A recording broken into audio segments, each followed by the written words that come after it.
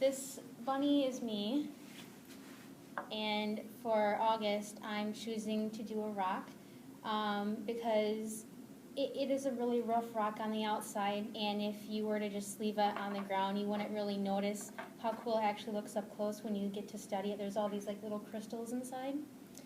And then for the people in the lunchroom, I have these stones that all look alike because I think that everybody is just acting like clones in the way that they're thinking about August, and they're choosing to stay away from him, not talk to him, not touch him, and talk about him as if he's some alien.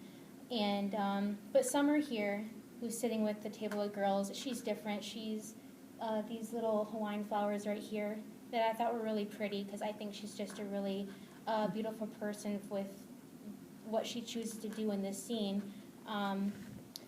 And that's when August goes into the lunchroom. And I put myself here over by Summer.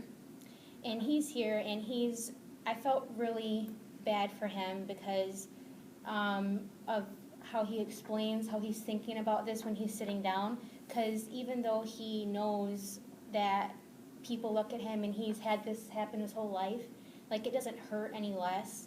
And it hurts even more when it's his peers and people his own age that he has to be around, and he can't control the situation. He can't be with mom. He doesn't have anybody to come for him. He just has to do this by himself. So he does. He goes in there. He sits down, and he's he's starting to eat lunch, and he's not stupid. He knows what everybody's saying over here. He can tell that they're all like whispering about him and talking about him. And Summer does something really, really special. It's a small thing, but it's a really, really big, important thing.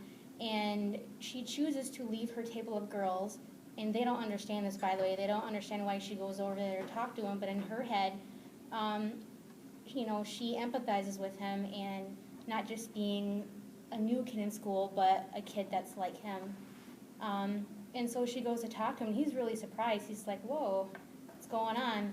And, to her, she's honest. She's like, yeah, it took some getting used to, but when she actually took some time to get to know him, she saw, wow, this is a really neat person. He's just like the rest of us, and he's got a great sense of humor.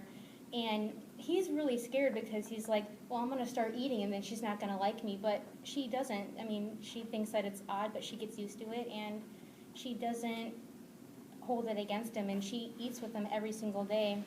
And her friends keep asking her, like, why are you over there? And to her, it's not a question of why.